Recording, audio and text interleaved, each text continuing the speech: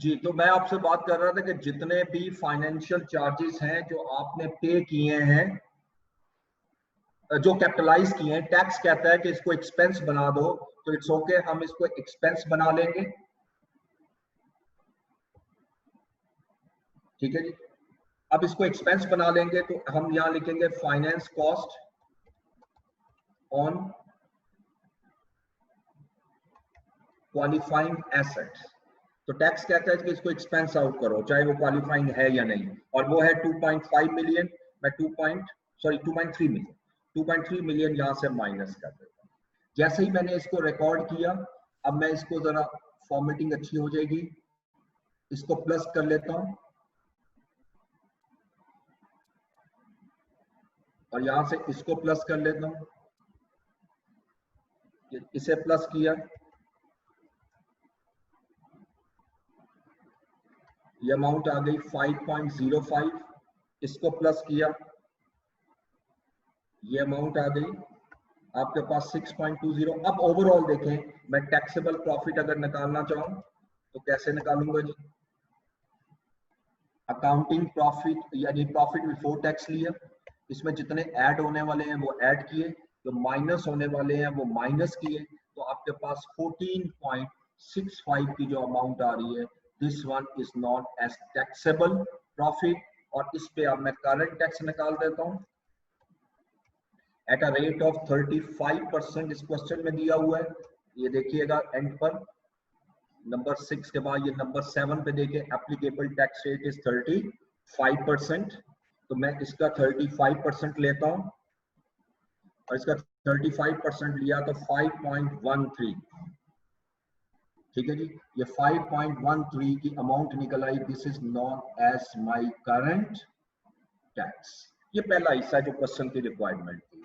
अब दूसरा हिस्सा क्या है? Calculation of deferred tax. अब इसमें ओपनिंग बैलेंस दिया हुआ है, ठीक है, तो मुझे ओपनिंग निकालने की जरूरत नहीं है। तो पहला कॉलम जैसे हमने पढ़ा था, assets, liabilities, carrying value, tax base, और उसके बाद taxable temporary difference, deductible temporary difference, deferred tax liability, deferred tax asset. ये हम सारा कैलकुलेट कर लेंगे। इसके लिए स्पेस जरा ज्यादा छोड़ देते हैं एसेट और लाइबिलिटी के लिए। तो अब एक एक चीज देखते हैं, दोबारा क्वेश्चन में आते हैं। पहले आप तो परमानेंट है, इसको छोड़ दें। अच्छा, यहाँ ये प्रोविजन में, ठीक है, प्रोविजन जो है, अब मुझे इसका बैलेंस चाहिए, प्रोविजन का बैलेंस। ठीक है, मुझे यहाँ प्रोविजन फॉर ग्रेजुटी लिखनी है। अब इसका बैलेंस कैसे निकलेगा? मैं आप इसको टी अकाउंट नहीं बना रहा, वो आप खुद बनाते रहोगे, बड़े आसानी से निकल आएगा। ओपनिंग बैलेंस नीचे देखो कितना दिया हुआ है। Look at this question, the deferred tax liability and provision for gratuity as 1st January 2015 was 0.55 million and 0.7 million। ये अमाउंट जो आ रही है ना 0.7 मिलियन की, ये वाली, दिस वन, ये मेरी ओपनिंग बैलेंस है ग्रेजुटी का। तो यकीनी बात है कि जितनी प्रोविजन और क्रिएट की है वो ऐड होगी इसमें, ये ऐड हो जाएगी, और जो पे की है 0.16 मिलियन, ये माइनस हो जाएगी। अब अगर इसको कैलकुलेटर पे ही मैं कैलकुलेट कर लूं तो देखो क्या अमाउंट बनेगी।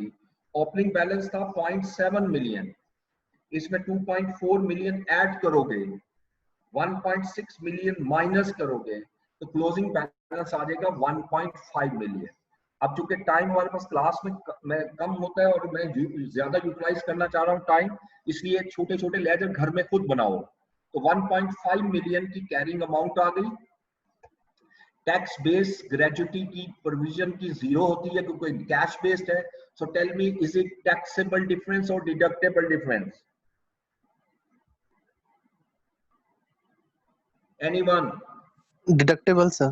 डिडक्टेबल, ठीक है जी। तो ये डिडक्टेबल डिफरेंस आ गया, तो ये खुद ही माइनस में मैंने इसको कैलकुलेट कर दिया। उसके बाद नेक्स्ट आइटम देखिएगा, ये खत्म हुआ। नंबर 3 में चलिएगा, लीज पेमेंट की बात आ गई। अब लीज के लिए दो चीजें अभी हमने पढ़ी थी। एक तो मुझे राइट ऑफ यूज एसेट चाहिए,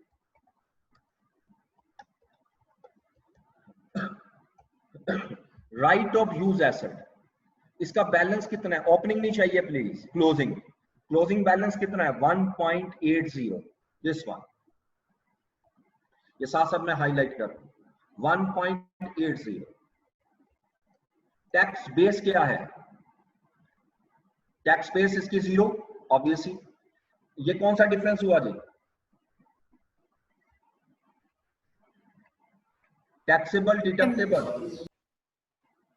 टैक्सेबल सर। गुड। उसके बाद नेक्स्ट आइएगा, इसी में अब आपकी लीज लाइबिलिटी भी आएगी। अच्छा, लीज लाइबिलिटी हमें उसने दी हुई है, लीज पेमेंट वगैरह ये, अच्छा ये क्लियरली दिया हुआ है, as at 31 December 2515 obligation against asset subject to finance lease to date 1.2 million. मुझे प्लीज यहां कैलकुलेट करने की जरूरत नहीं है। 1.2 मिलियन लीज लाइबिलिटी आ गई, टैक्स बेस 0 हो गई, और ये डिफरेंस एब्सोल्युटली डिडक्टेबल डिफरेंस हो जाएगा क्योंकि ये लाइबिलिटी। ये 3 अमाउंट हो गई। उसके बाद ओन्ड फिक्स एसेट आ गया, जिसको पीपीई का वर्ड में यूज कर रहा हूं, प्रॉपर्टी प्लांट एंड इक्विपमेंट। इसकी कैरिंग वैल्यू चाहिए क्लोजिंग, ये देखो क्लोजिंग 16.70, टैक्स बेस 13.85। अब ये डिफरेंस जो आएगा, naturally carrying amount of asset is greater than it's tax base, इसको मैं टैक्सेबल डिफरेंस कहूंगा। उसके बाद नेक्स्ट आइएगा, लास्ट ट्रांजैक्शन थी कैपिटल वर्क इन प्रोग्रेस की,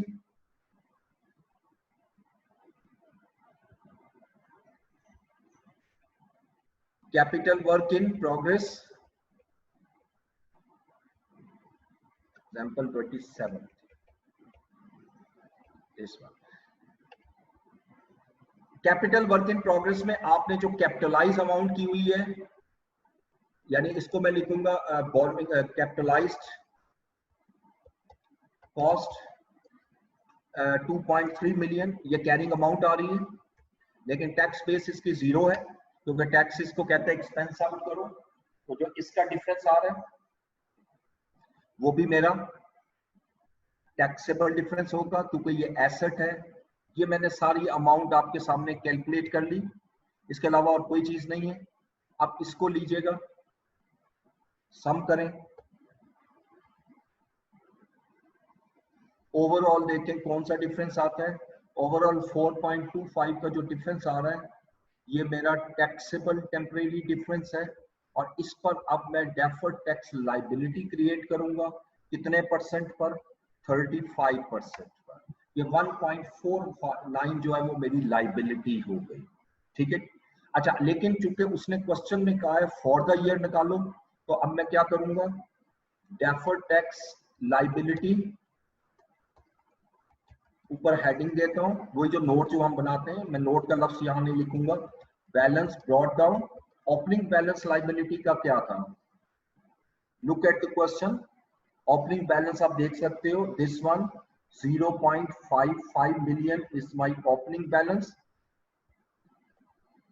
0.55 मिलियन ओपनिंग बैलेंस, और एक लाइन छोड़ूंगा और क्लोजिंग बैलेंस में आ जाता हूं, और क्लोजिंग बैलेंस अभी आपने निकाला 1.49, ठीक है। अब इसका जो डिफरेंस होगा, अब आप जो मैंने टेक्निक समझाई है आपको, उसके मुताबिक मुझे आप सिर्फ इतना बताइएगा कि ये आपका चार्ज होगा या रिवर्सल होगी? चार्ज होगा सर।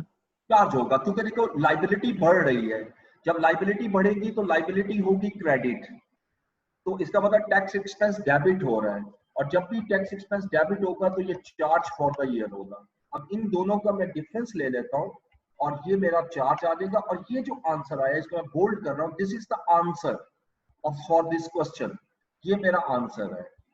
अच्छा, ये क्वेश्चन तो मेरा मुकम्मल हो गया, लेकिन वो चीज अब मैं जो समझाने वाला था ना, जो मैंने कहा था कि एग्जाम में टैली नहीं हुआ था, सर आप रिकंसिलिएशन करके देखते हैं, आप देखेंगे ये वही क्वेश्चन आई थिंक ये टैली नहीं हुआ था।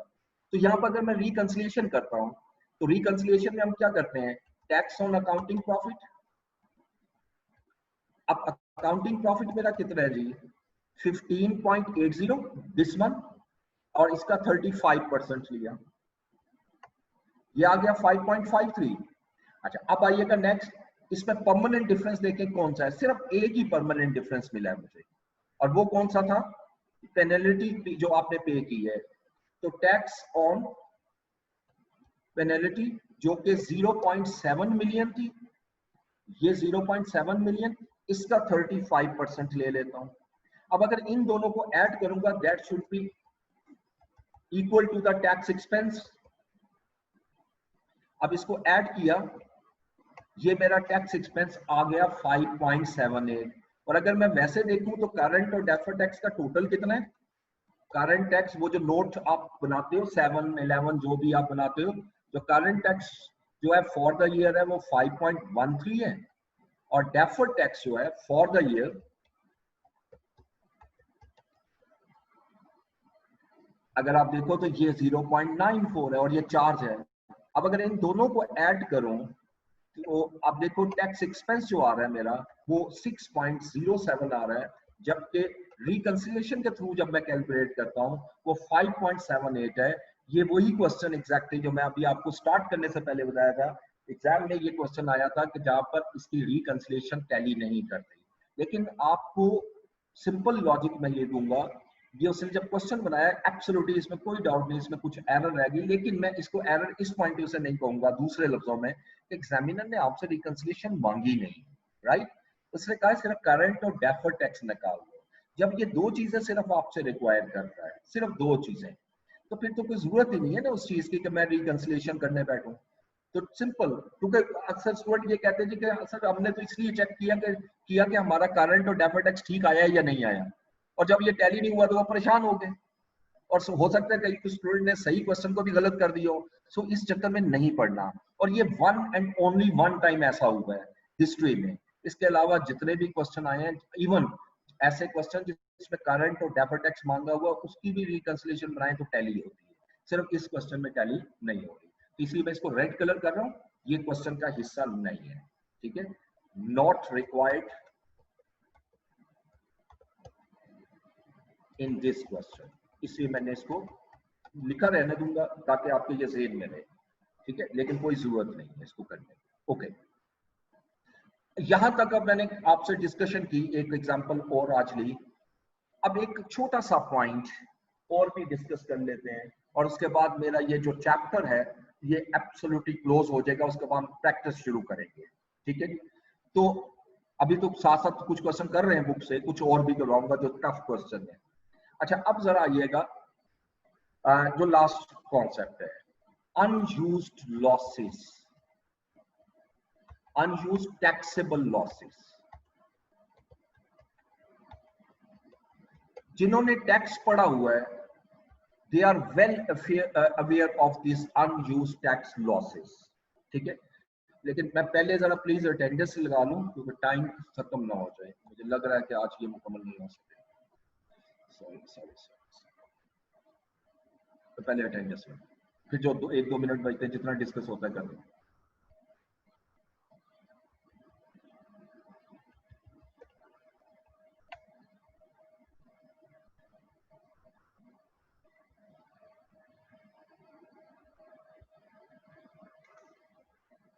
अब्दुल्ला शौकत,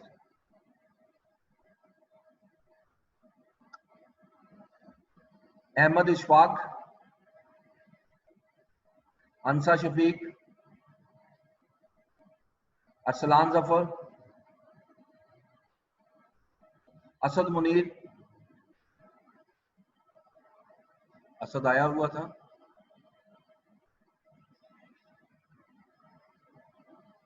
सेकंड सेशन में नहीं है, चल। Iman Mujeeb, Dure Shahwar, Iman Tariq,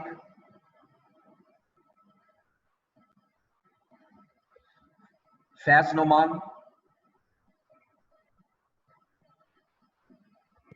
Fahad Ahmad Khawaja, present sir. Fajar Afzal,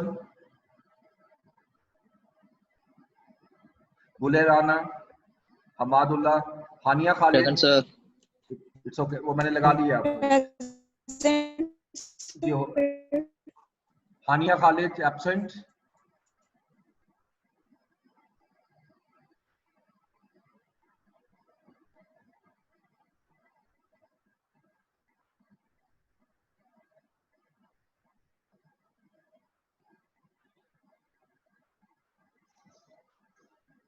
okay next Hira Naeed absent, Javeria Zafar, Memuna Zubair, Mahwish Khan,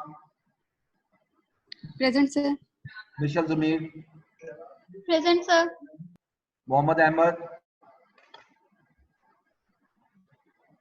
Present, sir. Mohammad Ali, Ehtesham,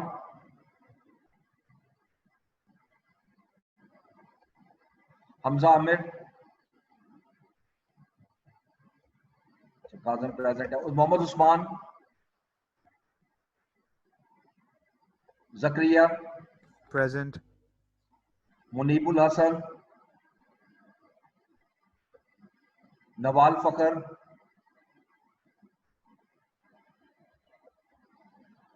Noman Javed, Palwasha Mahmood, Present, sir. Qurratulain Aslam, Yes, sir. Rabia Saqib, Present, sir. Shahid अकरम, Present. Syeda Masuma, Present. Tahreem Salman, Usama Khan, Yes, sir. जुनैर Wasim. Present, sir. देख लो किसी की अटेंडेंस रह गई हो।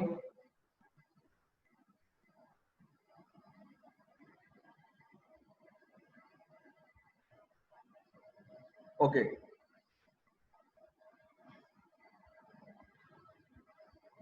अच्छा, अनयूज्ड टैक्सेबल लॉसेस की मैं बात कर रहा था। ये जो स्टूडेंट टैक्स पढ़ कर आए हैं, दे आर वेल फेमिलियर कि जब आपका किसी साल में अगर आपका लॉस हो, उस लॉस को आप कैरी फॉरवर्ड कर सकते हो for a period of 5 to 6 years। ठीक है, तो उसको जिस साल में आपका लॉस होता है उस साल में आपका डेफर्ड टैक्स क्रिएट होता है, और जिस साल में आपका एक्चुअल प्रॉफिट होता है तो वो लॉस उस प्रॉफिट के अगेंस्ट एडजस्ट होता है, जहां पर डेफर्ड टैक्स की एडजस्टमेंट शुरू होती है।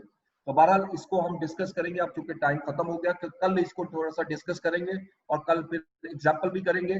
तो प्लीज असाइनमेंट्स अपनी दोबारा कंप्लीट करें और मुझे आज भेजें। ठीक है जी, थैंक यू सो मच।